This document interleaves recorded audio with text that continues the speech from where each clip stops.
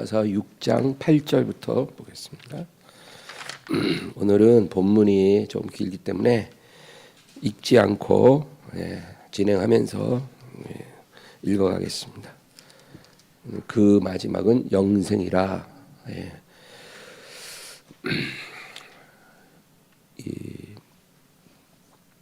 성경에서 가장 강조하는 세 가지 주제가 있습니다.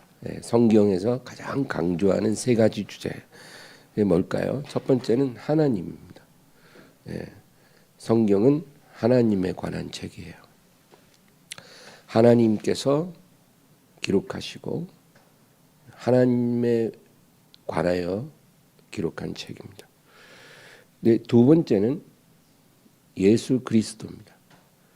예수 그리스도는 하나님의 나타난 실체입니다.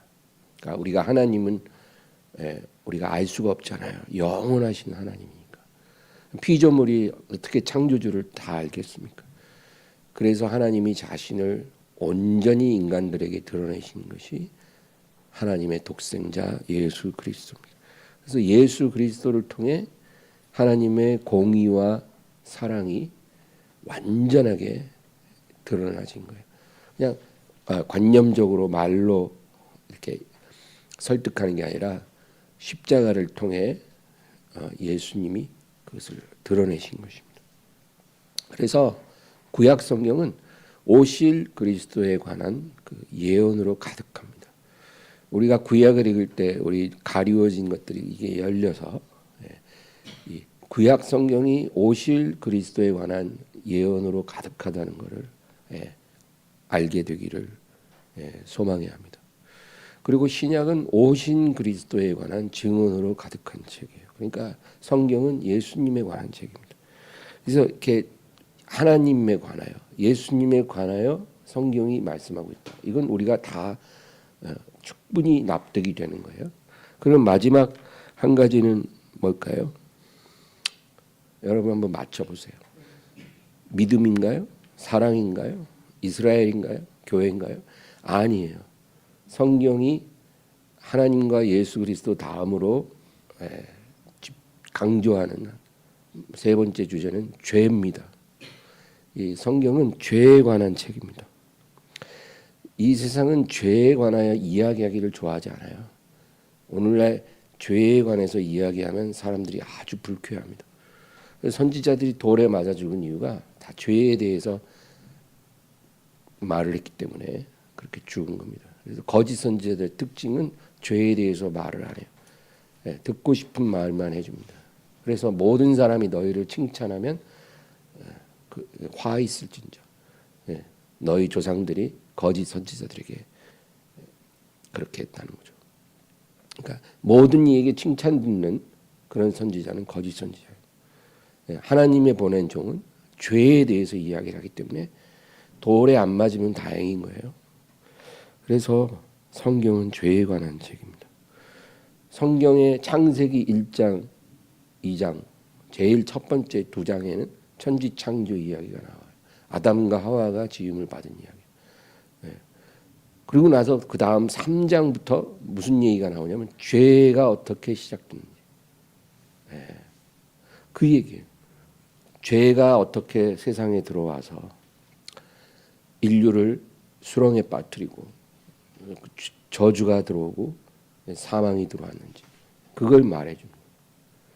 그리고 그 다음 4장에 가면 이제 죄의 열매가 이제 실질적으로 나타나는 거죠. 그래서 아담과 하와가 죄를 범했잖아요. 그래서 에덴에서 쫓겨났어요. 저주죠. 환경의 저주를 받았다는 거예요. 그리고 둘이 이제 아들을 하나 낳아요. 큰아들, 맏아들, 가인이에요. 이 맏아들이 동생을 이유 없이 돌로 쳐서 살인합니다. 그러니까 죄의 삭은 사망이잖아요. 그러니까 그것이 그렇게 사건으로 드러나는 거예요. 아담과 하와가 죄를 범하니까 그 큰아들이 둘째 아들을 죽입니다. 이제 이게 인류 역사의 시작이에요. 그래서 하나님이 이 죄에 빠진 인류를 구원해야 되겠잖아요. 그래서 선택한 사람이 아브라함이에요. 이 아브라함을 왜 택했냐? 믿음으로 의로워지는 길을 열기 위해 선택한 사람이에요. 그러니까 죄에 빠진 인간이 구원받으려면 의가 필요하잖아요. 그 의를 어떻게 얻냐? 믿음으로 얻는 거예요. 행위로 못 얻어요. 자신의 행위는 하나님의 심판을 더 불러올 뿐이지 구원을 못해요. 그래서 믿음으로 의로워지는 길을 열기 위해 아브라함을 택한 거예요. 우리가 아브라함에서 그걸 봐야 돼요. 아브라함 진짜 별 볼 일 없는 유목민이거든요. 역사책에 나올 사람이 아니에요. 근데 성경에 제일 중요한 사람이에요. 왜? 하나님이 믿음으로 의로워지는 길을 여신 사람이에요. 그래서 아브라함을 택했어요. 그 다음에 이제 모세를 통해 하나님이 아브라함의 후손인 이스라엘 백성을 부르시죠. 이제 아브라함이 그 자손이 몇백 년 후에 한 민족이 됐어요. 근데 그 민족이 애굽에서 노예 생활을 하고 있잖아요. 그래서 모세를 통해 끄집어내서 이제 시내산에 이끌시고 거기서 모세를 통해 율법을 자기 백성에게 주신 거예요. 그 율법을 왜 주셨냐? 이것을 가지고 너희의 자기 의를 세우라고 주신 게 아니에요. 그러니까 이스라엘이 실패한 게 그거예요. 하나님이 율법을 주시는데 그것 가지고 자기 의를 세우려고 했어요. 그걸 지켜갖고. 근데 하나님이 주신 목적은 그게 아니고 자기 죄를 깨달으라고 주신 거예요. 그러니까 자기 의를 세우라고 주신 게 아니라 자기 죄를 깨달으라고 율법을 주신 거예요. 그래서 우리가 어떻게 해도 율법을 못 지키는구나. 우리가 죄를 이길 수 없구나. 그거 깨달으면 어떻게 돼요? 이제 어린 양의 피를 뿌려 죄를 씻고 하나님의 긍휼하심을 구하며 나아가는 거죠. 그것을 하나님이 원하셨던 거예요. 그리고 이제 그 이후에 모세 이후에 많은 선지자들을 보내셨어요. 사무엘부터 시작해서 엘리야, 이사야, 예레미야, 에스겔, 또 호세야, 말라기, 그리고 세례 요한까지 그 많은 선지자들이 와서 일관되게 전한 메시지가 뭐냐? 회개하라. 회개하라. 모든 선지자가 그걸 외쳤어요. 너희 죄를 회개하고 하나님께 돌아오라는 거예요. 그러니까 자기 죄를 자백하고 하나님께 돌아오면 그게 진정한 하나님이 받으시는 참 제사고 너희가 살 길이라는 거죠. 그렇게 죄에 대하여 회개하라, 돌아오라 그렇게 전한 거예요. 옷을 찢지 말고 마음을 찢어라. 그러니까 옷만 찢고 흉내만 내는 회개하지 말고 마음을 찢어라. 육체의 할례 자랑하지 말고 마음의 할례를 받아야 된다. 이 얘기를 선지자들이 늘 한 거예요. 그러니까 선지자들의 메시지의 핵심이 죄예요, 죄. 죄. 그래서 그 이스라엘 백성들이 이 선지자들이 외치면 귀를 막는 거예요. 듣기 싫은 거야. 뭘 자꾸 회개하라는 거야. 그럼 귀를 막아요. 그리고 어떤 사람은 이를 갈고 돌로 쳐요. 그래서 선지자들의 피가 예루살렘에 많이 흘려졌어요. 그리고 때가 참에 하나님의 아들이 이 세상에 오시어 선포하십니다. 회개하라. 천국이 가까웠느니라. 그러니까 죄를 회개하기 전에는 천국에 들어갈 수 없다. 그거예요. 그리고 예수님이 이어서 너희가 나를 믿는 것이 아버지를 믿는 것이고 나를 보는 것이 아버지를 보는 것과 같다. 그러니까 너희는 내게 와서 나를 바라보고 나를 믿어야 구원을 받는다는 거예요. 예수님이 그걸 전하신 거예요. 율법을 지켜서 구원 못 받는다. 너희가 나를 믿어야 죄 사함 받고 하나님의 은혜를 받는다. 믿음으로 말미암는 의를 얻게 된다. 예수님이 계속 말씀하신 거. 내가 곧 길이요 진리요 생명이요. 나로 말미암지 않으면 아버지께 올 자가 없다. 자, 자기 자신을 증언하시는 거예요. 내가 곧 길이라는 구원의 길. 나는 부활이요 생명. 나는 선한 목자고, 나는 포도나무고, 나는 양의 문이고, 세상의 빛이고 생명의 떡이다. 나에게 오는 자는 어둠에 다니지 아니하고 또 줄이지 아니하리라. 예수님이 자기 증언이 계속되는 거예요. 예수님이 구원이라는 거예요. 죄의 진정한 해결이라는. 그리고 예수님은 실제로 갈보리 십자가에서 죄를 해결해 주셨어요. 그러니까 우리가 죄를 해결하고 구원받으려면 예수님 외에는 답이 없어요. 그게 복음이에요. 사도행전 17장 30, 31절. 알지 못하던 시대에는 하나님이 간과하셨거니와 이제는 어디든지 사람에게 다 명하사 회개하라 하셨으니 이는 정하신 사람으로 하여금 천하를 공의로 심판할 날을 작정하시고 이에 그를 모든 죽은 자 가운데서 다시 살리신 것으로 모든 사람에게 믿을 만한 증거를 주셨음이니라 하니라. 이게 바울의 설교거든요. 그러니까 이제는 회개하라는 거예요. 너희가 이제는 핑계할 수 없다. 피할 수 없다. 오직 회개하고 예수 그리스도를 믿고 정하신 사람이 예수님이죠. 천하를 공의로 심판한 날을 하나님이 작정하시고 그를 죽은 자 가운데서 살리신 것으로 모든 사람에게 믿을 만한 증거를 주셨습니다. 그러니까 이제 예수님을 믿는 것 외에는 사람이 회개하고 구원받을 길이 없다. 고린도전서 15장 20절에서 22절.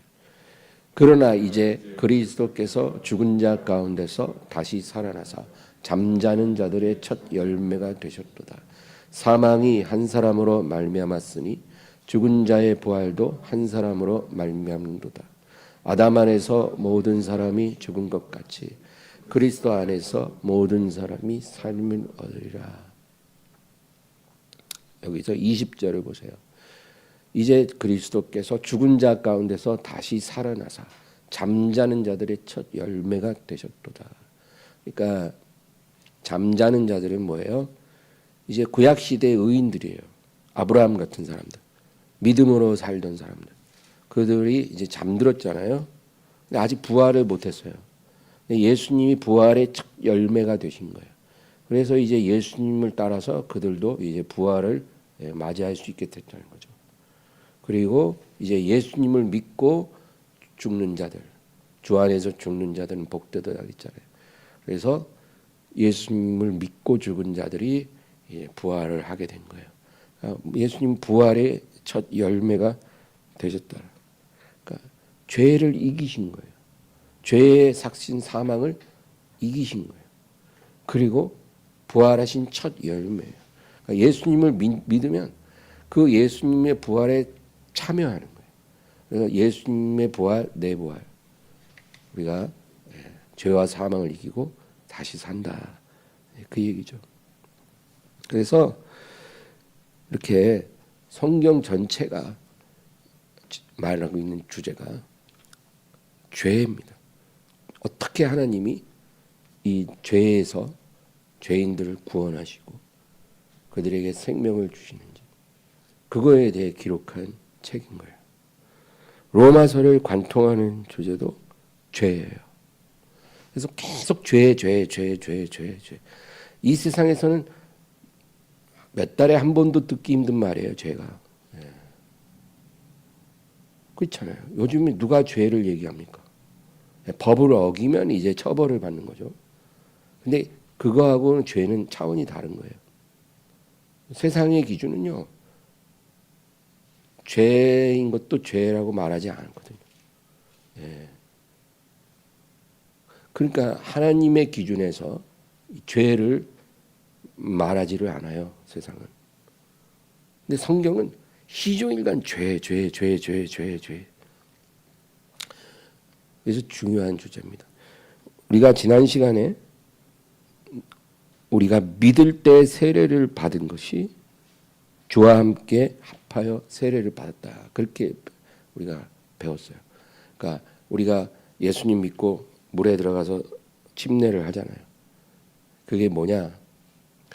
주의 죽으심과 합하여 우리가 세례를 받은 거라. 우리가 예수님과 함께 옛사람이 죽어졌다. 끝났다. 그걸 의미한다는 거죠. 로마서 6장 6절 7절. 우리가 알거니와 우리의 옛사람이 예수와 함께 십자가에 못 박힌 것은 죄의 몸이 죽어 다시는 우리가 죄에게 종노릇하지 아니하려 함이니 이는 죽은 자가 죄에서 벗어나 의롭다 하심을 얻었음이라. 지난 시간에 마지막으로 읽은 부분이죠. 그러니까 우리가 여기서 꼭 기억할 게 사람이 예수님을 믿으면 그냥 이전보다 조금 나은 사람으로 변화되는 게 아니에요. 그게 아니에요. 뭐 예전보다 변화됐다가 아니라 완전히 다른 사람으로, 새 사람으로 다시 태어난 거예요. 우리가 예수님을 믿는 순간. 그래서 우리 옛사람은 예수님과 함께 십자가에 못 박힌 거예요. 그리고 우리가 예수님과 함께 다시 산 거예요. 그래서 우리는 영적으로 완전히 새로운 정체성을 갖고 있다라는 거. 이거를 우리가 믿어야 되는 거예요. 이게 사실 믿기가 쉽지는 않을 거예요. 뭐 겉으로는 달라진 게 없잖아요. 근데 우리가 예수님을 믿고 이제 세례를 받았잖아요. 그러면 완전히 새 사람으로 다시 태어났다는 사실을 믿어야 된다는 거예요. 이제 오늘 본문 8절에서 11절. 만일 우리가 그리스도와 함께 죽었으면 또한 그와 함께 살 줄을 믿노니 이는 그리스도께서 죽은 자 가운데서 살아나셨음에 다시 죽지 아니하시고 사망이 다시 그를 주장하지 못할 줄을 알미로라. 그가 죽으심은 죄에 대하여 단번에 죽으심이요 그가 살아계심은 하나님에 대하여 살아계심이니 이와 같이 너희도 너희 자신을 죄에 대하여는 죽은 자요 그리스도 예수 안에서 하나님에 대하여는 살아있는 자로 여길저다. 아멘. 이 11절이 중요한 거예요. 이와 같이 너희도 너희 자신을 죄에 대하여는 죽은 자요. 이미 죽었다는 거예요. 너희 옛사람은 예수님과 함께 못 박혔다는 거예요. 그리고 그리스도 예수 안에서 하나님에 대하여 살아있는 자, 산 자로 여길지어다. 여기라 할 말이 믿으라 그 말이에요. 그렇게 믿어야 된다. 그러므로 너희 영혼, 너희 안에 있는 이 새로워진 속사람은 그리스도와 연합한 새 사람이라는 거예요. 이제 예전의 내가 아니에요. 내 속사람은, 내 영혼은 예수님과 영적으로 연합한 그런 새로운 피조물이라는 거예요. 그러니까 죄에 대하여 이미 승리한 사람이에요. 예수님이 십자가에서 승리하셨잖아요. 그러니까 우리가 예수님을 믿고 성령을 통해서 예수님과 이제 영적으로 연합했으면 우리도 죄에 대하여 예수님과 함께 승리한 사람이에요. 이거를 우리가 믿어야 되는 거예요. 오늘도 저 죄 지었는데요. 우리가 이런 생각을 하지만 우리는 영적으로 완전히 새로운 사람이 됐고 죄에 대하여 승리한 사람이라는 것을 우리가 알아야 되는 거예요. 그러면 왜 제가 죄를 지었을까요? 죄에 대해서 승리했는데 왜 또 제가 죄를 범했을까요? 우리가 이런 생각하잖아요. 이제 이 부분에서 우리가 이해가 이제 분명해야 되는데 여러분 이런 거예요. 어떤 권투 선수가 링에 올랐어요. 이제 상대방이 있을 거 아니에요. 근데 이제 그 사람과 싸우기 전에 내가 갖고 있는 아주 기본적인 내 실력만 가지고 이 사람을 무조건 이길 수 있다라는 것을 분명히 알고 링에 오를 수도 있고요. 아니면 반대로 나는 죽었다 깨어나도 저 사람을 이길 수 없어. 나는 지기 위해 올라가는 거야. 이렇게 생각하는 거하고는 완전히 다른 시합이 되겠죠. 우리가 예전에는 죄에 대하여 그런 패배적인 생각을 갖고 사는 거예요. 사람이 어떻게 죄를 이겨? 사람 못 이겨. 어떻게 죄를 이길 수가 있겠어? 다 도찐개찐이야. 죄를 이길 수 있는 사람은 없어. 우리가 이런 생각 속에서 이런 관념 속에서 살고 있었어요. 그게 틀린 말은 아니에요. 예수 그리스도 밖에 있으면 그게 맞는 말이에요. 그런데 예수님 안에서 우리가 새 사람이 되고 그와 연합됐잖아요. 그러면 이제 예수님과 함께 승리했거든요. 그러니까 이제는 우리가 죄와 싸워서 이길 수가 있다라는 거예요. 그러니까 죄와 싸우는 일은 계속돼요. 우리가 이 세상에 사는 한. 그러나 이제는 패배가 작정된 싸움이 아니고 승리가 확정된 싸움을 하는 거예요. 내가 스스로 겁먹고 스스로 무너지지만 않으면 내가 죄와 싸워서 이길 수 있다라는 것을 분명히 알고서 우리가 링 위에 오른다는 거예요. 이것이 거듭난 크리스찬의 삶이에요. 그래도 우리가 연약해서 죄를 범하고 넘어지기도 하지만 그러나 우리가 그 죄를 이기지 못하는 게 아니라 이미 이길 수 있는데 우리가 부족하고 무지해서 죄에 넘어진 것뿐이에요.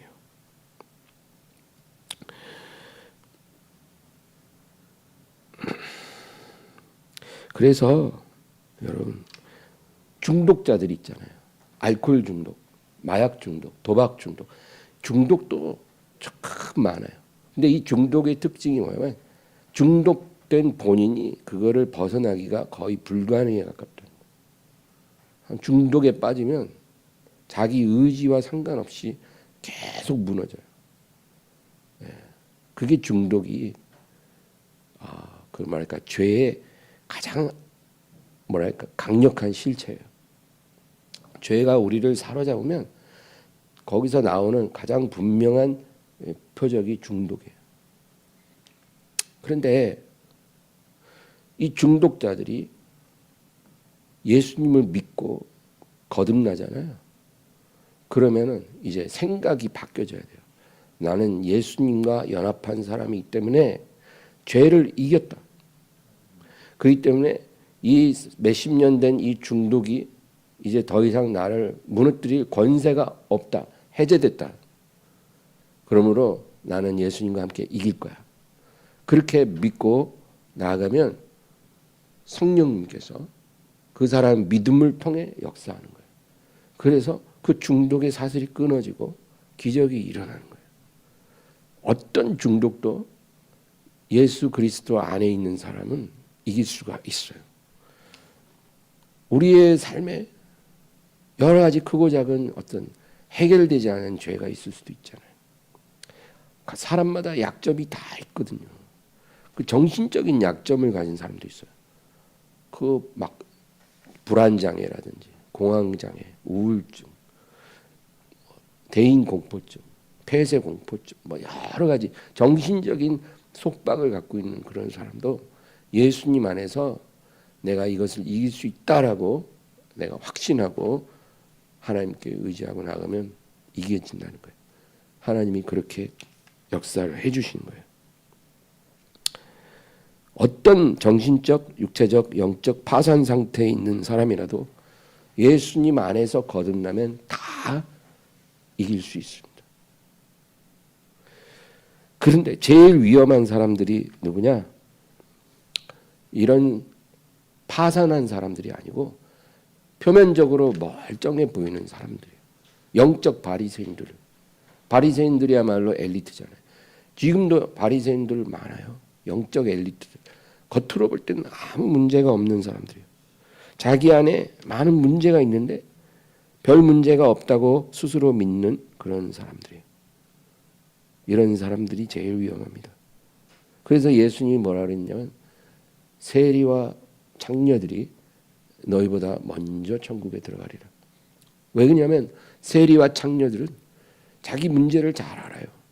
자기 직업에 중독의 사슬이 있는 거예요. 자기가 먹고 살려면 이 돈 잘 벌리는 직업을 계속 갖고 있어야 돼요. 근데 그것은 죄의 사슬이에요. 그래서 이 직업을 포기하고 내가 믿음으로 뛰쳐나와야 되는데 그게 쉽지가 않은 거예요. 그래서 늘 애통하며 하나님께 부르짖는데 이 사람들은 결국은 그 직업을 바꿀 거예요. 건전한 직업으로 바꾸고 이제 죄의 사슬에서 풀려나서 하나님의 거룩한 백성이 되어가게 돼 있는 거예요.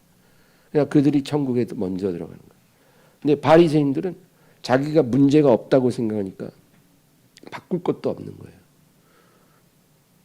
그러니까 주님께서 그들이 화가 있으리라 그렇게 저주하신 겁니다. 우리는 영적 바리새인이 돼서는 절대 안 돼요. 하나님의 말씀이 조명하면 우리의 죄와 우리의 모든 더러움이 다 비춰지게 돼 있는 거예요. 예. 여러분 집안 소재를 아무리 깨끗하게 해도요, 창문 열고 햇빛 쫙 들어오면 먼지가 그렇게 많아요. 공기 중에. 내가 그렇게 깎고 쓸고 깨끗하게 해놔도 햇빛 앞에서 먼지가 다 보이는 거예요. 예. 그런 것처럼 하나님의 말씀 앞에서 성령의 빛 가운데서 우리의 죄가 다 비춰지고 날마다 이 죄를 가지고 부르짖고 애통하고 회개하면서 그렇게 기도하는 사람이 복이 있는 사람이에요. 아, 난 뭐 이 정도면 괜찮지. 뭐 생각나는 죄도 없고 뭐 훌륭한 신앙인이지. 스스로 그렇게 믿는 것처럼 오만한 게 없어요. 이제 본문 12절 13절 읽겠습니다.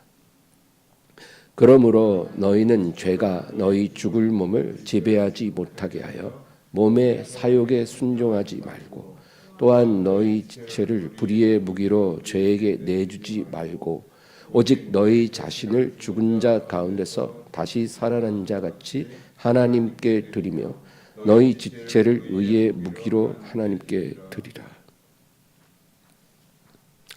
이 세상에서 거듭난 것은 성도의 영입니다. 우리가 예수님을 믿었잖아요. 우리가 새롭게 거듭났어요. 그건 우리의 영을 말하는 거예요. 우리의 속 사람이 완전히 새 사람으로 거듭났어요.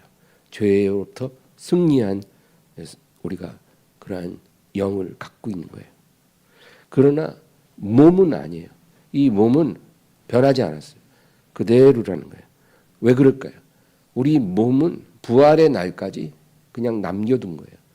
우리 몸도 완전히 거듭나서 새로워지는 날은 예수님이 재림하시는 날이에요. 부활의 날. 그때 우리 몸도 새로워지는 거예요.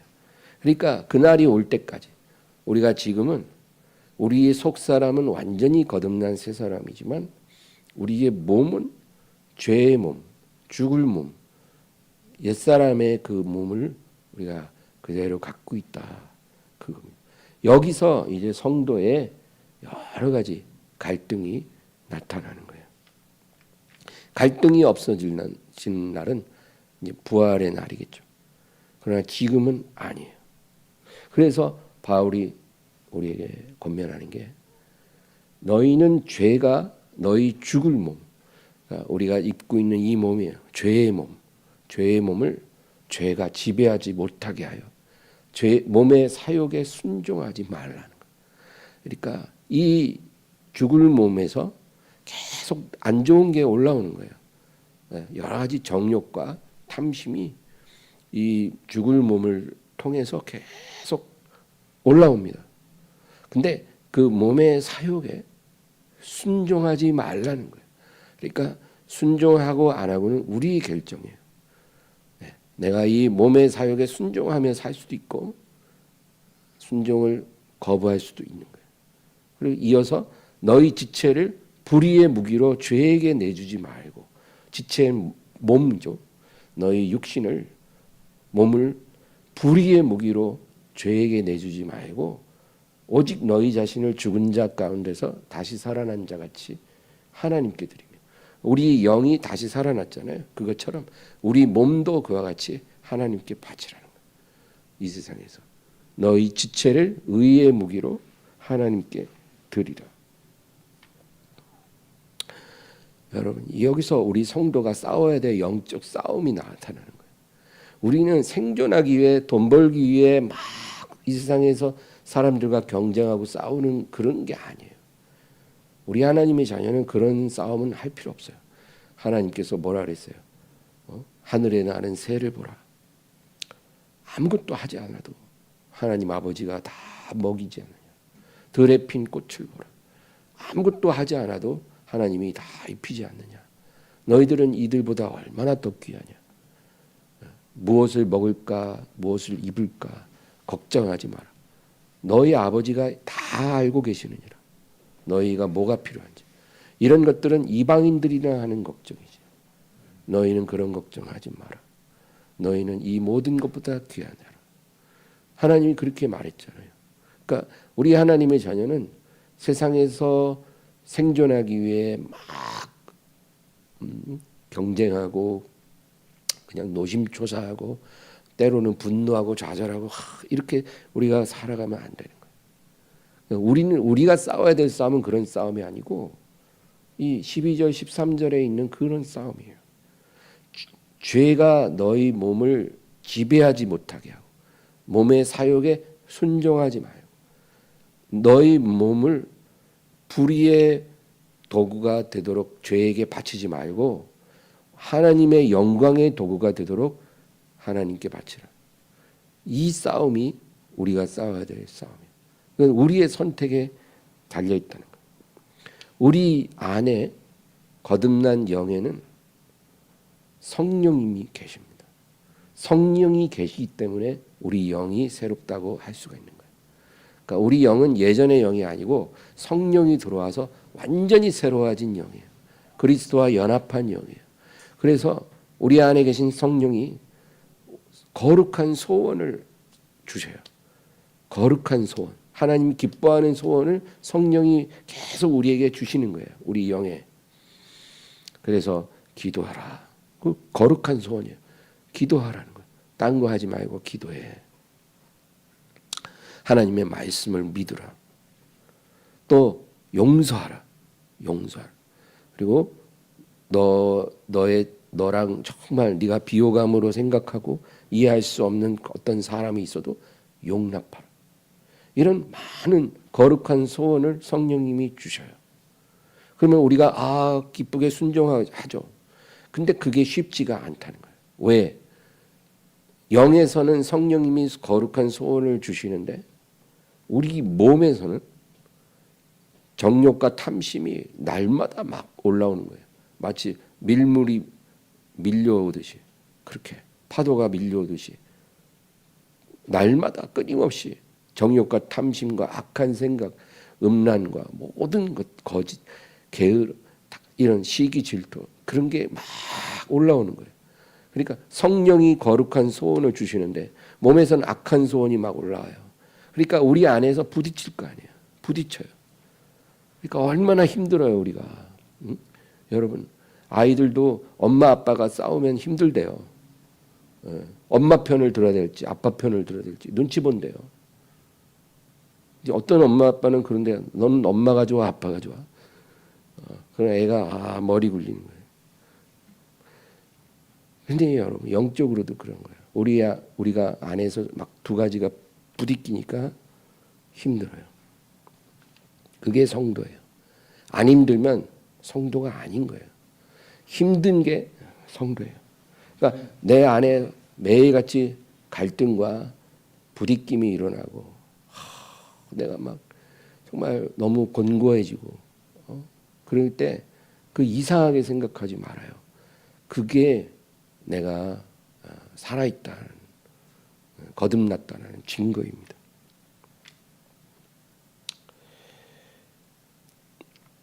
죄가 너희 몸을 사용하도록 하지 말고 주가 쓰시도록 하라. 네, 우리 몸의 용도는 주가 쓰시는 거지 죄가 사용하는 무기가 되지 말아야 되는 거예요. 죄가 쓰시게 하지 말고 주가 쓰시게 해요. 우리 몸을. 이 싸움을 해야 되는 거예요. 그냥 저절로 쉽게 되는 게 아니라 내가 의지를 가지고 그렇게 싸워야 돼요. 피 흘리도록 싸워야 돼요. 날마다 싸워야 돼요. 때로는 패배해도 또 일어나서 싸워야 돼요. 이 땅의 삶이 끝날 때까지 이 싸움은 계속되는 거예요. 갈라디아서 5장 16, 17 내가 이르노니 너희는 성령을 따라 행하라. 그리하면 육체의 욕심을 이루지 아니하리라. 육체의 소욕은 성령을 거스르고 성령은 육체를 거스르나니 이 둘이 서로 대적하므로 너희가 원하는 것을 하지 못하게 하려 함이니라. 우리 안에 있는 이 치열한 전쟁을 이렇게 묘사하는 거예요. 육체의 소원과 육체의 소원은 성령을 거슬러요. 성령과 부딪힌다는 거예요. 그리고 성령은 육체의 소원을 거슬러요. 그러니까 이 안에 두 힘이 부딪히는 거예요. 성령이 원하시는 거예요. 육체가 싫어하고 육체가 원하는 것을 성령이 싫어하십니다. 이게 곤고한 그리스도인이에요. 이게 이상한 게 아니고 우리 모두가 이 상황에서 각자의 경주를 매일매일 하는 거예요. 그 밑에 24절 볼까요? 그리스도 예수의 사람들은 육체와 함께 그 정욕과 탐심을 십자가에 못 박았느니라. 우리는 육체와 함께 그 정욕과 탐심을 십자가에 못 박았다. 그러니까 이 못 박았다는 게 우리 영을 못 박는 게 아니에요. 우리 영은 못 박을 필요가 없어요. 이미 거듭났어요. 우리 영은 이미 승리한 영이에요. 그런데 우리의 거듭나지 않은 이 육체와 함께 정욕과 탐심이 거기서 올라오잖아요. 그거를 날마다 못 박는 거예요. 이게 우리가 해야 될 일이에요. 그래서 바울이 나는 날마다 죽노라 이렇게 얘기할 때는 그 죽는 게 우리 거듭난 영이 죽는 게 아니고 영은 이제 영원히 살았으니까 죽을 필요가 없어요. 우리의 이 죄된 몸에서 올라오는 정욕과 탐심을 날마다 못 박는 게 날마다 죽는 거예요. 이게 깨어있는 크리스찬의 모습이다. 우리가 부활의 날을 소망하는 것은 이 그날에는 이러한 못 박는 일을 더 이상 할 필요가 없기 때문이에요. 여러분 날마다 죽는 게 쉬울까요? 쉽지 않죠. 자기 정욕과 탐심을 못 박는 게 말처럼 쉬운 게 아닙니다, 여러분. 정말로 버겁고 탄식이 나오고 심지어는 나를 제일 괴롭히는 건 내가 그러고 싶지를 않을 때 내가 막 싫고 막 그래서 막 그거를 내가 거절하면 괜찮은데 내 안에 그거를 싫어하지 않는 거예요. 얼마나 곤고합니까? 하나님 뜻을 따라 살고 싶은데 또 한쪽에선 반대로 가는 것을 원하는 거예요. 내 안에서.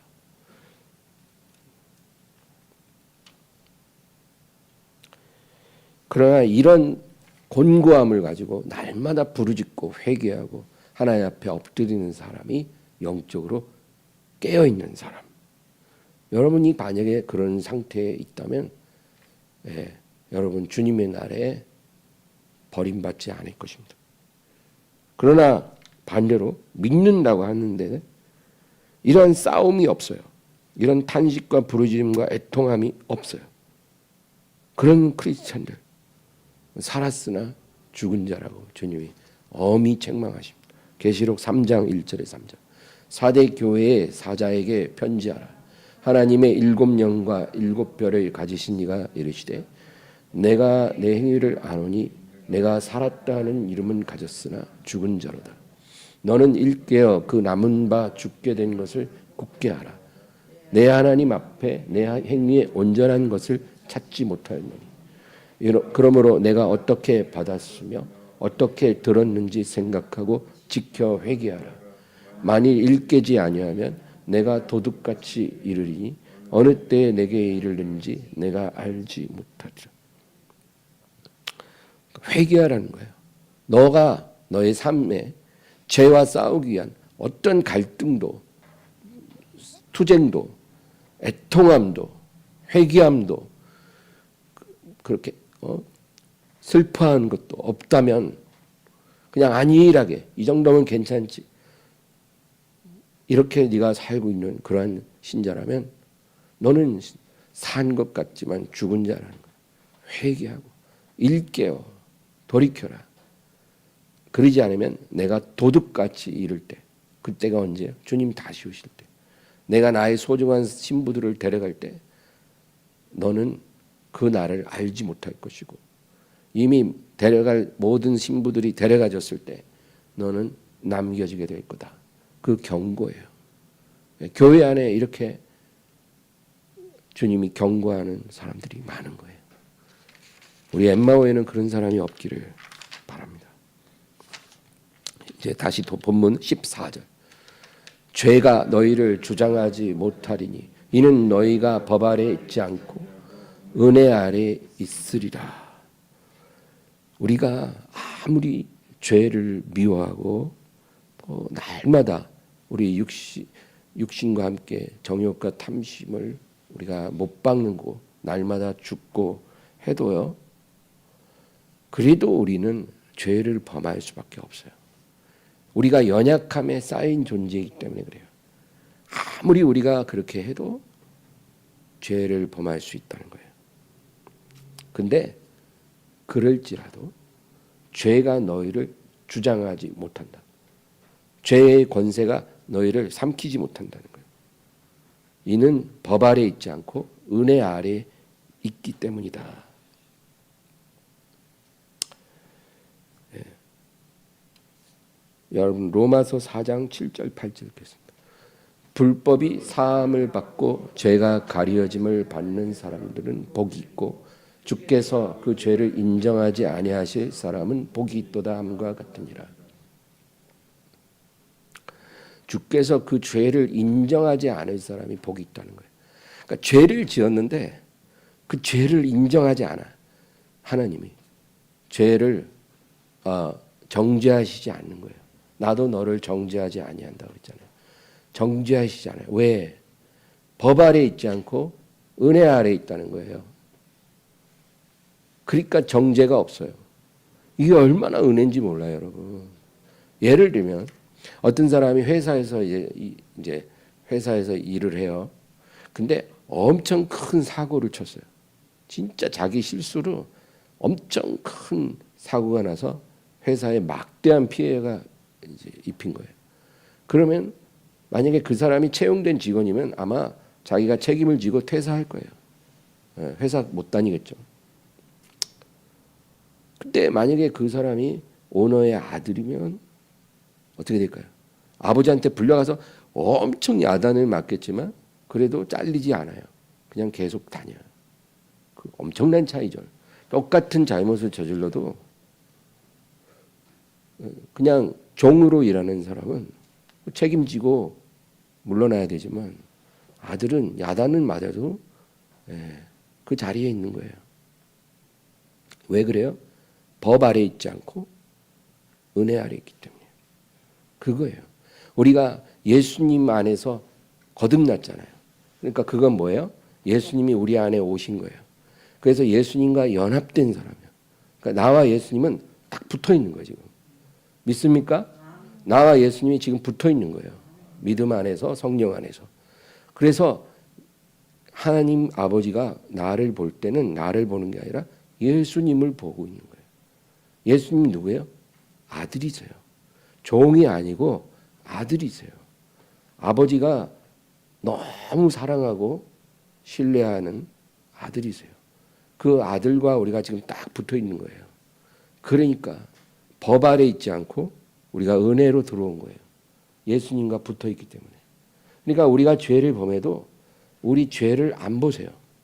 우리 죄를 안 보고 우리와 함께 계시는 예수님을 보고 계신 거예요.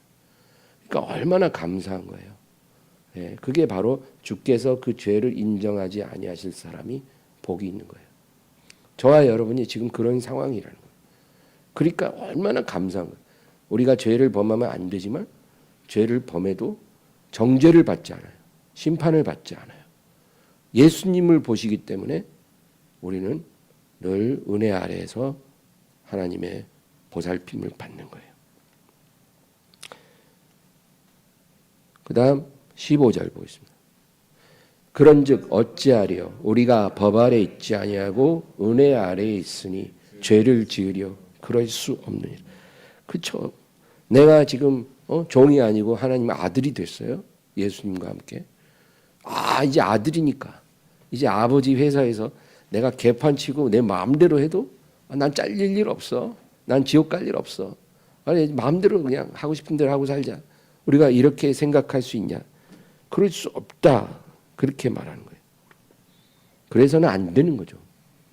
우리가 법 아래에 있지 않고 은혜 안에 들어왔다고 마음대로 죄를 짓는다고 생각하면 안 된다는 거죠. 하나님은 고의적인 죄를 아주 심각하게 보십니다. 죄라고 해서 똑같은 게 아니에요. 고의적인 죄가 있고 부지 중에 지은 죄가 있고 그래요. 하나님은 우리가 부지 중에, 그러니까 나도 모르게 내가 연약해서 이렇게 저지른 그런 죄는 하나님의 은혜로 이렇게 품어주세요. 그리고 그것도 회개는 해야 돼요. 회개는 하지만 하나님의 긍휼로 우리를 품으시는. 그러나 우리가 죄인 줄 알면서 고의로 하나님을 거역하고 또 심지어는 그거를 회개하기보다는 합리화하고 변명하고 그거를 감추고 그렇게 하잖아요. 자식이라도 그렇게 하면 하나님이 반드시 징계하시고 온전히 순종할 때까지 우리를 낮추시고 깨트리시고 연단하십니다. 아주 가혹하게 하나님이 우리를 다루셔요. 완전히 변화될 때까지 가혹하게 다루세요. 예. 우리가 아무리 뭐 소리 질러도 소용없어요. 여러분, 제가 이 말씀을 준비하는데 그 생각이 났어요. 죄는 마약과 같다. 죄는 마약과 같아요. 마약이 뭐냐면요. 이 마약 그러면 우리가 무조건 나쁜 걸로만 생각하잖아요. 근데 마약이 그렇게 나쁜 쪽으로만 쓰여진 건 아니에요. 그거는 의료용으로 아주 유익하게 쓰여지기도 해요. 마약은. 그래서 큰 중증 환자나 수술 환자, 그래 이제 진통제가 필요하잖아요. 그때 이 마약 성분이 향정신성 뭐 의약품 이런 것들이 아주 유용하게 쓰여진다는 거예요. 그래서 이 마약 성분 자체가 악한 거는 결코 아니에요. 그런데 이렇게 의료용으로 부득이하게 환자에게 투여했을 때는 중독이 안 일어난다는 거예요. 희한하죠. 똑같은 마약인데도 이게 중독이 안 일어난대요. 근데 그 마약을 쾌락을 위해서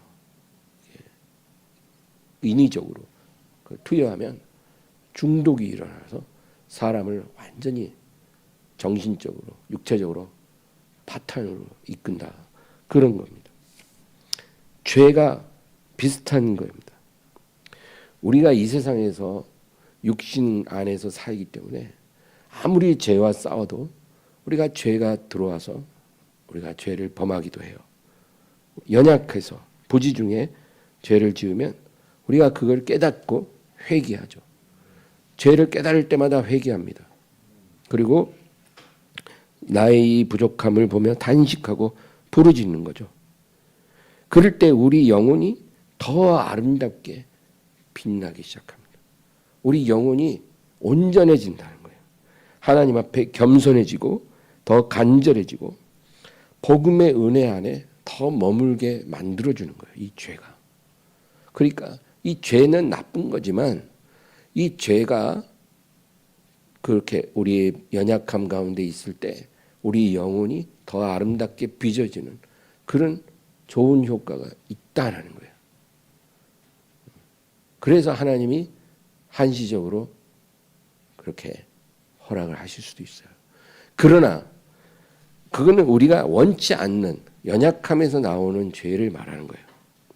만약에 우리가 죄인 줄 뻔히 알면서 고의로 죄를 짓고 거역을 해요. 그리고 자꾸 합리화를 시키고 이건 괜찮은 거야. 하나님도 괜찮다고 하실 거야.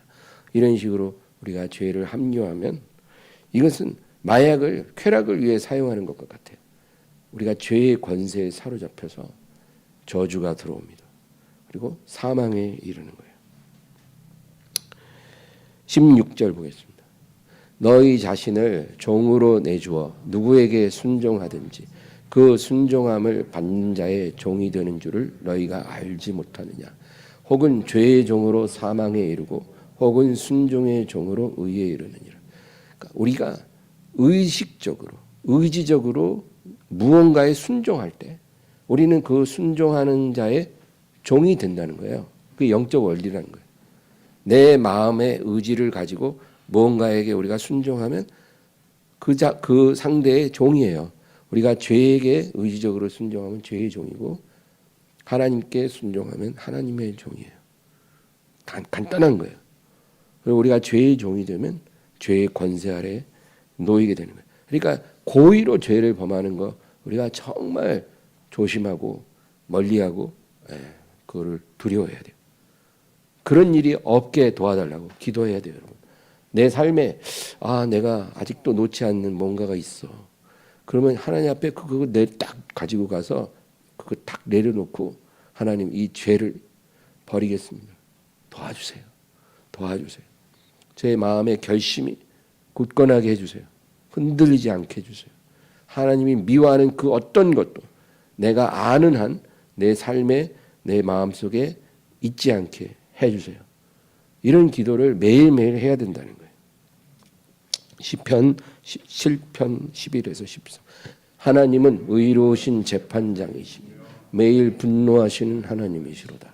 사람이 회개하지 아니하면 그가 칼을 가시며 그의 활을 이미 당겨 예비하셨도다. 죽일 도구를 또한 예비하시며 그가 만든 화살은 불화살들이로다. 하나님의 자녀가 고의적으로 지속적으로 하나님을 거역하면요, 하나님이 이제 마지막으로 그 사람을 살릴 수 있는 극약 처방을 하십니다. 이 극약 처방이 뭔지 아세요, 여러분? 이제 죽기 전에 이제 어차피 가만 놔둬도 죽을 거니까 이제 죽기 전에 마지막으로 이제 베팅하는 거예요. 아주 독한 방법으로 죽기 아니면 살기다. 어차피 죽을 거니까. 그렇게 하는 처방이 극약 처방이. 잘못될 수도 있는 거예요. 그 하나님이 자기 자녀를 사망에서 살리기 위해 극약 처방을 합니다. 그 극약 처방이 뭐예요? 불화살이에요. 불화살. 불화살을 딱 당겨서 쏘는 거예요. 그래서 뭘 태워버리냐? 모든 걸 태워요. 그 사람 목숨만 딱 남겨놓고 다 태워요. 그가 사랑하던 것, 그가 순종하던 것, 그가 붙잡고 있는 것, 무엇이 됐든 다 태웁니다. 그게 불화살이에요. 이게 하나님의 극약 처방이에요. 목숨만 딱 남겨놔요. 인생의 밑바닥까지 내려가요. 그래도 회개 안 하면 끝난 거예요. 이제는 사망입니다. 사망. 죄의 삭은 사망이에요. 마지막까지 회개 안 하면 죽는 거예요. 그런 일이 없어야 되겠죠. 이사야 1장 5절에서 8절.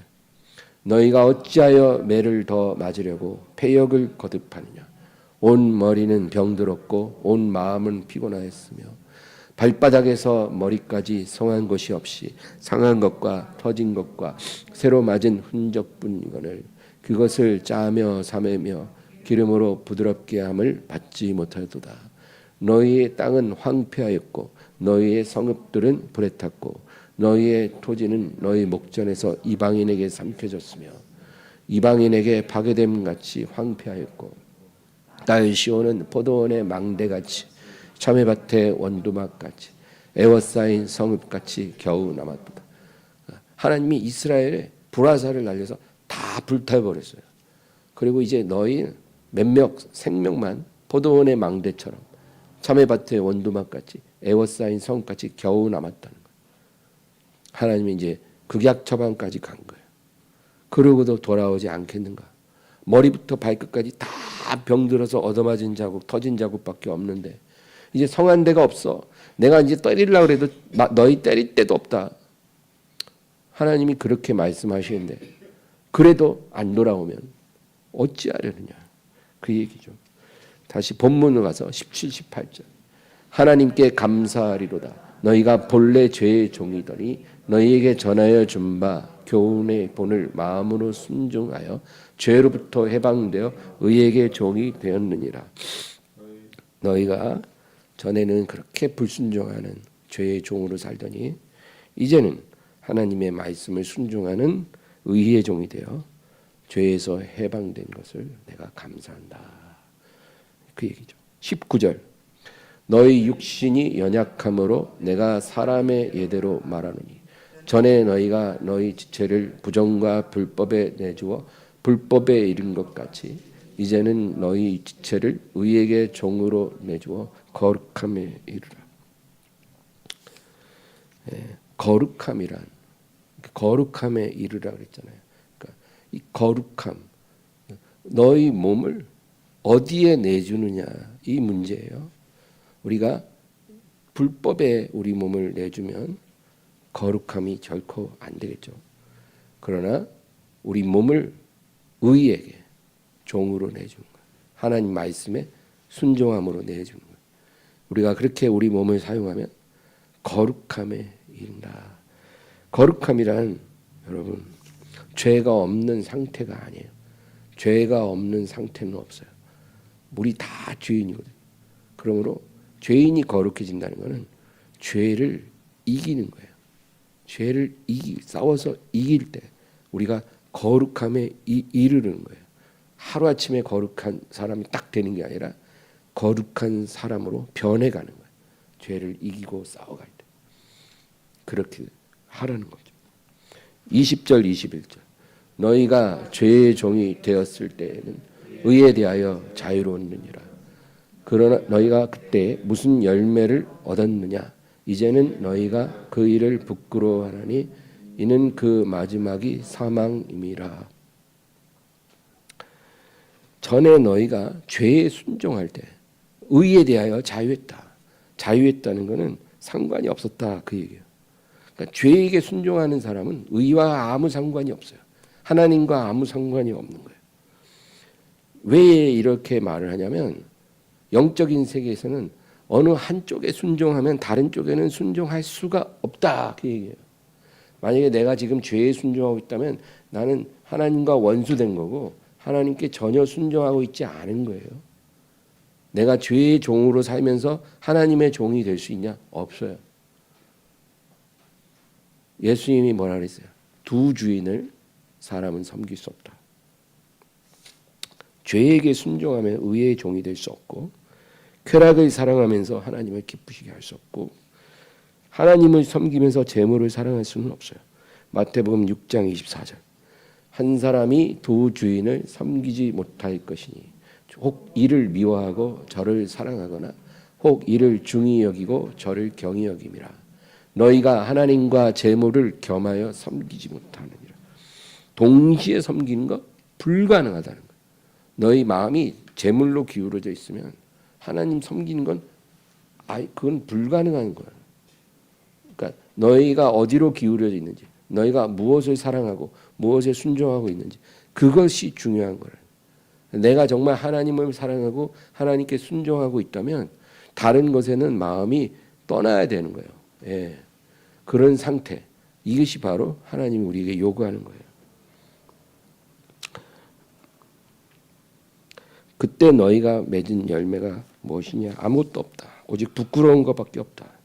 그리고 그 마지막은 다 사망이다. 그 얘기입니다. 근데 많은 사람들이 이런 결과를 두려워해요. 나는 사망이 싫어요.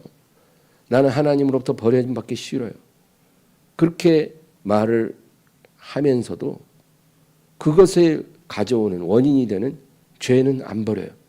이게 문제예요. 이게 하나님께 버림받고 싶지 않고 사망하기 싫으면 죄를 버려야 되잖아요. 죄를 안 버리면서 하나님의 구원을 바라는 거예요. 이래서는 안 된다. 이제 마지막 22, 23절 그러나 이제는 너희가 죄로부터 해방되고 하나님께 종이 되어 거룩함에 이르는 열매를 맺었으니 그 마지막은 영생이라. 죄의 삭은 사망이요 하나님의 은사는 그리스도 예수 우리 주 안에 있는 영생이니라. 너희가 이제 죄에서 해방되고 하나님의 종이 되어 거룩함에 이르는 열매를 맺고 있으니 거룩함은 열매요. 하루아침에 뚝딱 되는 게 아니라 점점 그 열매를 너희가 맺고 있으니 너희의 마지막은 영생이라. 할렐루야. 죄의 삭은 사망, 그러나 하나님께 순종하는 너희에게 주어지는 은사는 그리스도 예수 우리 주 안에 있는 영생. 이 두 가지를 딱 대비하는 거예요. 여러분, 죄의 삭슨, 사망, 평생 하나님을 불순종하고 죄의 종이 돼서 그렇게 살아가는 사람, 죄의 종으로 일했잖아요. 죄의 종으로 일했으니까 죄로부터 삭슬 받을 거 아니에요. 주인으로부터. 그 삭시 사망이에요, 사망. 이게 지금 지구상에 사는 대부분의 사람의 정해진 운명이에요. 아무리 잘나고 똑똑하고 부자고 성공해도 소용없어요. 예수가 없는 사람은 그냥 다 죄의 종이에요. 지금 어디 청와대에 있든지 어디에 있든지 상관없어요. 죄의 종 받는 삭슨 사망이에요. 그러나 너희는 그렇지 않다. 너희는 죄의 종으로부터 해방되고 하나님께 종이 되어 거룩함에 이르는 열매를 맺었으니 그 마지막은 영생이라. 우리에게 주실 주님의 삭슨 영생입니다. 여러분, 영생을 삭스로 받아야죠. 일평생 70년 80년 그 죄악된 세상에서 전쟁터 같은 세상에서 살아왔는데 영생을 삭스로 받아야지 사망을 삭스로 받으면 안 되죠. 저와 여러분은 승리한 사람이 될 줄로 믿습니다. 하나님 아버지 감사합니다. 오늘도 기억하게 하시고 이 말씀 붙잡고 기도하며 나아가게 하소서. 주여 성령님 도와주시옵소서. 예수님의 이름으로 기도합니다.